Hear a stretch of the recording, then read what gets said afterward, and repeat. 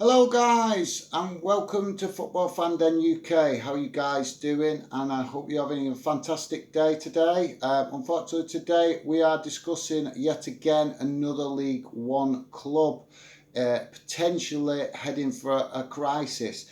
Um, if you're new to the channel, it'd be very much appreciated if you click that like button and share and subscribe. And if you're not new to the channel, thank you very much for watching. Today's video is about Southend United and the crisis that is developing and potentially could escalate further. Southend United last week were issued with a potential winding up order issued because of unpaid tax bills. This is due to the fact that basically the club is being run on a budget and the owner is for some reason or another is failing to pay tax bills. And the reason I say that, guys, is because this is not the first time that Southend United have had a winding up order. From the research I've done, guys, it would appear that basically Southend United have been given 10 winding up orders in the last 10 years. So it's a reoccurring issue for the club. If you're a Southend United fan, you're probably well aware of these winding up orders keep coming to the club. But obviously, if they keep coming, it's going to come to a point where, there's going to be a crunch point, shall we say, where it develops into something more serious. Now, earlier on in the season, we've seen that Bury and Bolton had financial problems. Yet again, two other League One clubs, and Bury obviously in a big crisis at the minute. Fingers crossed that something positive happens with Bury. Bolton did manage to get new owners, and obviously they are now on a more positive footing in respect of ownership, but still obviously due to the previous owner and the bad running of the club, they was left with very depleted squad, shall we say, and it has resulted in the new owners coming in and having to basically try and rebuild the club, rebuild the playing squad under a transfer embargo. And basically this could happen to any club, and that's why we're here to talk about it today, guys, because for a club to get 10 winding up orders would suggest that the man that owns the club, or the people that own the club, basically haven't got the funds to run the club. Now, during my research, I was shocked to find out the chairman, Ron Martin, actually borrowed £750,000 against his home to help keep the club going, and that happened a while back, basically to clear the tax debt previously. And now, yet again, Southend United are issued with yet another winding up order. So there's a number of things to discuss around this. Basically, in recent days, Henrik Larsson has been linked with a vacant manager's position due to the fact that previous manager Kevin Bond resigned after 6 defeats, been in charge since April, and won 3 of 15 games in charge in all competitions. So you can understand why he resigned, because it looks like, with them sort of results, he was going to eventually get the sack anyway, or potentially was in running for the sack. But obviously the club didn't act on it, in my opinion. This is only my opinion, guys. I think the club didn't act on it because they basically didn't have the finances to pay him off if they did sack him. So in the end, Kevin Bond has resigned, which happened not so long ago. Now, the season that they've started this season, Southend United have started the season and have had 7 losses out of 9 games, which is not a positive thing for the club. They did get 1 victory this weekend, which was a very positive victory, 1-0 win against MK Dons. So obviously a clean sheet, which is obviously a big improvement for the fans in respect of a result. But it's just 1 game, guys. And obviously, if they've had 7 defeats out of 9 games, that's speaking volumes. Now, obviously, a new manager coming in is going to obviously pick up the players and get a more positive feel going around the club. But is a new manager going to have the funds? If a new manager comes in, guys, is going to have a short-term improvement, you would think, because normally when a new manager comes in, there's a little bit of a short-term improvement. But obviously, any manager coming in to do the job at Southend United is up against it right from the start. Now, one of the things I want to talk about is the club being linked with Henrik Larsson, which is obviously would be a very positive thing if it was a realistic option. But I'm looking at this and thinking, is this a publicity stunt? Because how are they going to pay the wages for somebody like Henrik Larsson? Now, Henrik Larsson is very new to management, so obviously he's not going to cost a fortune, but he is a high-profile person in respect of he's got positive history in the game. So obviously, if he took any sort of management position, that is going to attract the attention of the press in the bigger picture, and obviously be a positive for a club going forward. But it's very unlikely that this is going to happen. And the reason I say that, guys, is because the man that owns the club, or the people that own the club, clearly don't have the finances to sustain the club in the long term. Because if they did, these winding up orders wouldn't keep coming in. And like I said earlier, if they keep coming in, it's going to come to a point where there's a crunch point, and it could end up putting the club into all sorts of financial trouble. And we've seen, as I said earlier, in recent weeks, recent months, that clubs on a shoestring budget in League One can very easily end up in administration. So basically, I do not get how the club or the owner can even consider getting Henrik Larsson as a manager or a coach. It's unfeasible. And also the point that is obviously going to come to the minds of the fans, you guys, is has he got enough experience if he did get the job?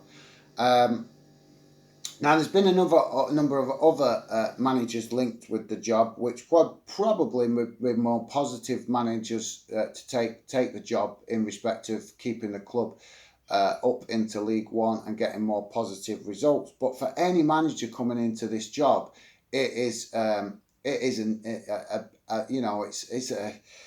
can I put it? It's a banana skin, innit? Because if the club haven't got the money to pay the taxes, how can any manager come in and do positive things with the team? Now, obviously, last night I did notice that Southend United played I think it was an under-23s game. There was some positive. They had a positive result in, and obviously at least one youngster showing very good signs on the pitch, and put some real positive play and contributing massively, and that's fantastic for Southend United. But obviously, a player like that potentially could, get snapped up on the cheek by a rich club, which would be beneficial to the rich club, but not very beneficial to Southend United. And obviously, with the fact that Southend United are in such a financial crisis, the owners are going to grab any kind of decent fee for a player that they can to help balance the books. So basically, guys, the question has got to be asked: why is yet again another club in League One in financial crisis? We've discussed this. Many people have discussed it. Pundits have discussed it, but they haven't discussed it enough. And what they haven't discussed enough is the fact of this money that is in the Premier League not filtering down to the lower leagues. This is yet again more evidence that these big, rich leagues like the Premier League, Champions League competitions, UEFA competitions, etc., are not passing the money down to the lower leagues and grassroots football. It is not filtering down, and you can clearly see this by it's not filtering down, because I've got much more research to do about other clubs, because obviously Fandom UK is for all fans and for all clubs of UK. And I am hearing, I don't know a lot about it yet because I've not done the research, but I am hearing that Oldham are in trouble. and also Coventry in trouble. And obviously, in recent times, as I mentioned, Bolton Bury being in trouble, and also Portsmouth a few years back in massive financial trouble. The list goes on, guys. We keep seeing this repeating itself over and over again. Clubs in the lower leagues getting in all sorts of financial trouble. So the question is, guys, why is the money not filtering down? Why are the EFL and the FA not passing the money down? Now, I made a phone call a couple of weeks back when Bolton were in trouble and Bury were in trouble. I made a phone call to the FA and to the EFL to query this, to ask them, why is this keep happening? And surprise, surprise, I got very little out of them. They just, fobbed me off with a load of political spin, said that they were doing all that they could, that they were trying to support the clubs, blah, blah, blah, blah.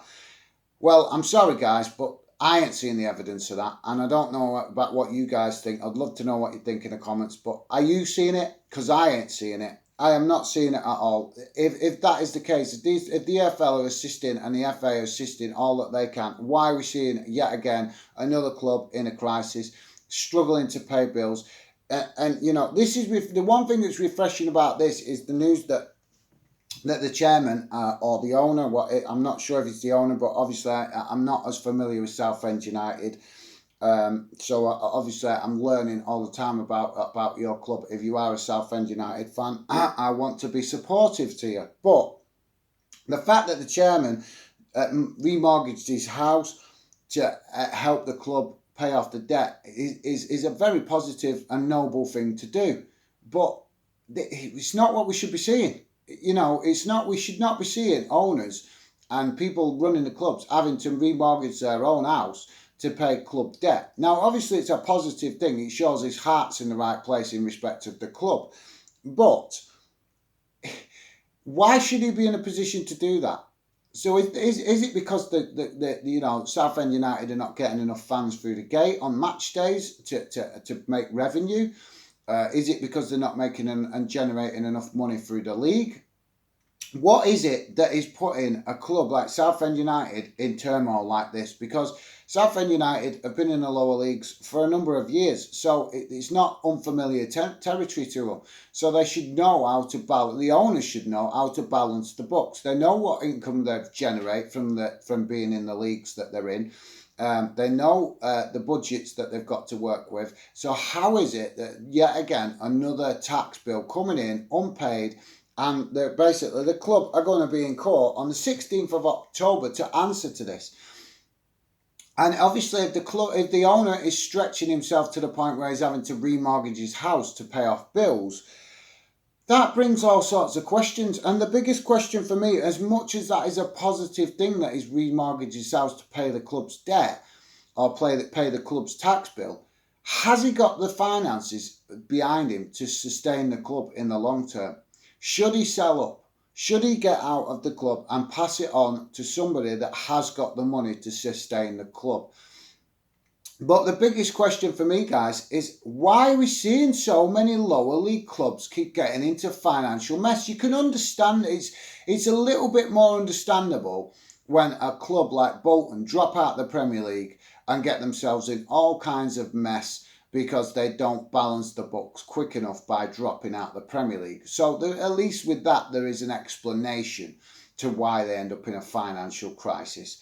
But with a club like Southend United that have been in the lower leagues for a number of years, there's no explanation for it other than the fact that they are not generating enough revenue, whether it's through tickets, selling match day stuff or boxes, whatever it is, or even income coming from the EFL.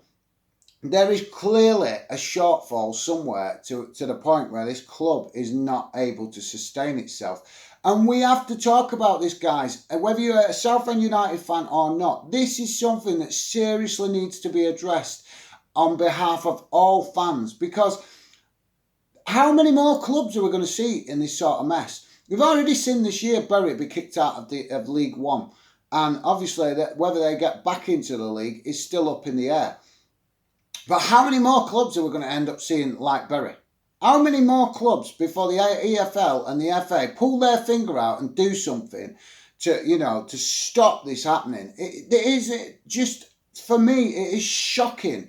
It just suggests to me the incompetence of the people running the FA and EFL. And the reason I can say that is because I've been talking to a number of fans, doing research, and if you look at the German leagues and the way they run their league, it is shocking how they run their leagues to sustain the credibility of their leagues and to make sure that clubs do not end up in this mess. There is a lot that English football could learn from the German league. But obviously, the people running the EFL, the question's got to be asked, are they too arrogant to look at other leagues around the world and learn from what they do to make sure that their clubs are sustainable? Is it arrogance? Because to me, that's all it suggests, guys. And a serious amount of arrogance coming from the people running the EFL and the Football League, as well as the FA. It's shocking. And it needs to be addressed. And this is why I'm doing a video again today, guys, to support you guys as fans, to try and, bring this to the attention of the wider population, because it is not sustainable to keep seeing clubs get themselves in all kinds of financial mess, and for the EFL and the FA to keep, giving us political spin and ignoring it, brushing it off like it's nothing, because it's not nothing. People have livelihoods connected with these football clubs. You have the groundsmen, the ticket people, the stewards. The list goes on about the amount of people connected with a football club, working for a football club, and not to mention the fans that pay their hard-earned money to go to these clubs week in, week out and support their club, and obviously support, and pass that on to the next gen, or try and pass it on to the next generation. So yeah, guys, I would love to know what you guys are thinking and leave the comments in below and give me your input, because obviously I can make better content videos, guys, for you if you engage and let me know what you're thinking and anything that I might be missing, because that's how I can make better content. I could do the research, but obviously you guys that are supporters of the clubs such as Southend United can help massively me to bring this to the wider football community and inform the wider football community of the bigger picture if I have the info. And that obviously I can do as much research as I like, but there is nothing like getting first-hand info from fans that live and breathe clubs such as Southend United. So I'd love to know what you guys think. Do you think that the link of Henrik Larsson being linked with a club, do you think it's just spin? Do you think it's just to get press attention? And the question has got to be asked, are the owners doing it to distract the fans from basically what's going on with the finances? Because that to me is the way it looks. It's not. I don't think it's possible that the club take on somebody like Henrik Larsson that is a new coach and obviously is very ambitious and wanting to do positive things as a manager. So why would he take the job with a club that is in financial crisis like this? It is not going to be good for his career. It's not going to be good for his his CV. So why would he take it? That is why I'm saying, guys, are the owners doing this just to distract the fans from the bigger picture of the finances? It's spin. It's yet again, to me, guys, it's spin.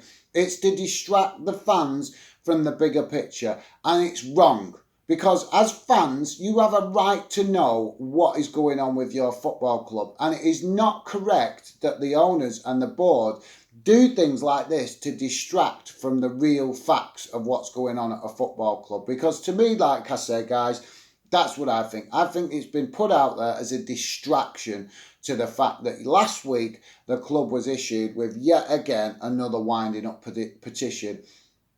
So obviously, guys, we're going to see in the next few weeks when this comes to court what results in this. Has the owner got the finances to yet again pay off another tax bill, or is it going to come to a crunch point? But for me, guys, I'd love to know exactly what you think, especially you guys that are Southend United fans. Let me know in the comments below what is going on at your club. What are your feelings about it? Do you think it is time for this guy who owns the club to sell up and move on and let somebody else come in that might have a bigger budget to help the club be sustainable in the long term. But as I said, guys, it's not just about owners. It's got also, the question has to be asked about the EFL. Are they providing enough funds in the lower leagues for these clubs to sustain themselves? Because if a club like Southend United have got a low budget for players, and they're not exceeding, you know, the budget that's manageable for players in the league that they're in. Like I said, guys, what you know, why are they in financial crisis? If they're not paying, you can understand it if they're paying over the odds for player wages and going out and spending stupid money buying players. You could understand it, but it doesn't make any sense whatsoever. The fact that Southend United, you know, 10 winding up orders in 10 years. It's questionable to the owners and the EFL, who have to come out and start giving the fans some answers. It needs to be addressed. It is shocking that this keeps happening, that clubs keep getting into these sort of financial crises. And it's always lower league clubs. So many times we see that it is lower league clubs. The last time we've seen that I can remember a club being in financial crisis that is fresh in my mind, at least, in the top division, Premier League, was Portsmouth. And that was before the revenue went up in the Premier League. So obviously now that the revenue has gone up for clubs to earn more money in the Premier League, you know, it means there's a less chance of Premier League clubs getting into a financial mess. But obviously if they fall out the Premier League, then the chances of getting into a financial mess escalates. It escalates right up, because clearly the money that is being given to clubs in the lower leagues, Championship, First Division, etc., and Second Division, it's not sustaining. It's not sustainable for these clubs. It means these clubs are having to be run on peanuts. And if a club is obviously not getting enough fans through the gate, that is going to contribute as well. So like I say, guys, I'd love to know what you guys think. Obviously, I'll keep you informed of any further developments that come across with regards to Southend United, which might not be for a couple of weeks, because obviously we may have to see what happens with this court case and obviously the winding up order. But as I say, guys, as fans, we need answers. It's as simple as that. It's about time the EFL, FA and these owners started being more frank, basically, with fans, and stop keeping so many secrets, and stop using things like this Henrik Larsson link as a distraction from the bigger picture, because fans are going to be buzzing to hear about somebody like Henrik Larsson being linked with their club. But obviously, true fans know whether it's a reality or whether it's just spin. And in my opinion, this is spin. It is very unlikely to happen, simply because the club do not have the finances in place to match the ambitions of a young manager like Henrik Larsson. So yeah, guys, please leave me your comments. Let me know what you're thinking. I would very, very much appreciate that, and be looking forward to obviously getting feedback of you guys, and you guys letting me know, you know, any more facts that I might not be aware of, that I can't find during my research. But yeah, guys, thank you very much for joining me today. Hopefully you've liked the video, and hopefully you will join me on the next one. Take care for now, and I'll see you soon. Thanks. Bye.